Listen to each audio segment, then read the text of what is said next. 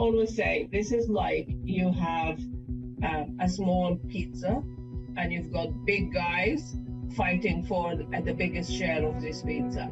So crumbs are left for everybody else. Dr. Mohga Kamal Yanni is a global health policy advisor. And we know that you have worked for almost 40 years in the field of getting access to medicines and healthcare to everyone. What do you see as the major barriers, the hurdles to fair and equitable distribution of vaccines so far? We have two fundamental problems, as I say. One is the inadequate supply. The second one is the supply that we have has been hoarded by rich countries. The Pfizer and Moderna, for example, their vaccines that are produced in US soils are used for US people. Europe exports some of the vaccines produced in Europe, but still obviously prioritize Europeans and just didn't think about anybody else. And then what do you think are the roles of big pharma companies in contributing to the reality of unequal and inequitable distribution of vaccines so far? Well, pharmaceutical companies, they go after money. There's no doubt about that. So for them, if you have a deal with, let's say, the US or the UK with X millions of dollars, they will go for that.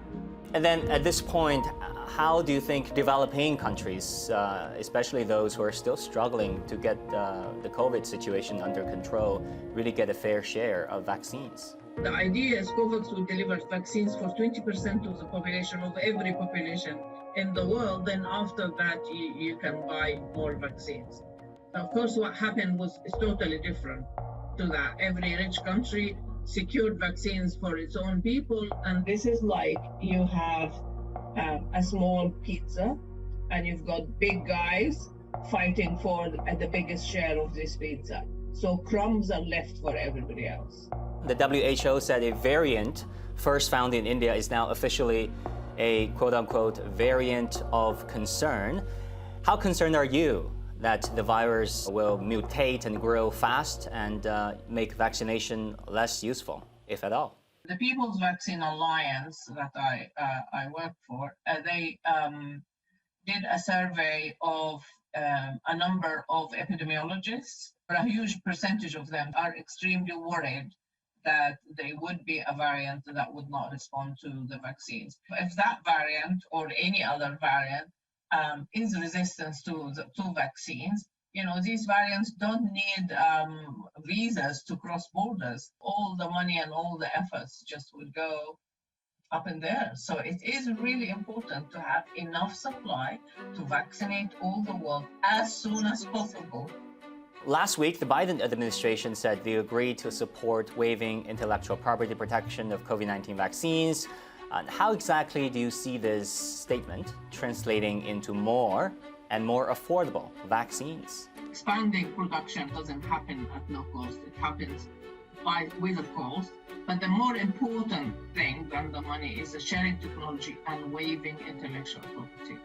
We want to break monopoly on technology, whether that monopoly is secured by intellectual property rights or by anything else, because medicine is, it's about life. It's about the human right to life, and particularly in a pandemic. If you don't waive during a pandemic, when would you do that? Yeah, we remember recently data showing China and Europe exporting half of the vaccines they have produced, while the United States and United Kingdom, unfortunately, had to keep much of the production to their own citizens. Then how do you look at the role of China in the global production and distribution of vaccines?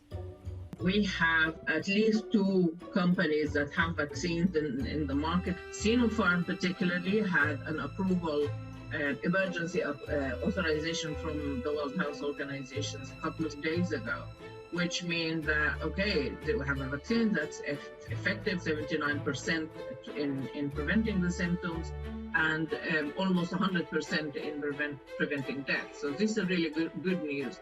So these vaccines can be obviously expanded and they can be sold to developing countries.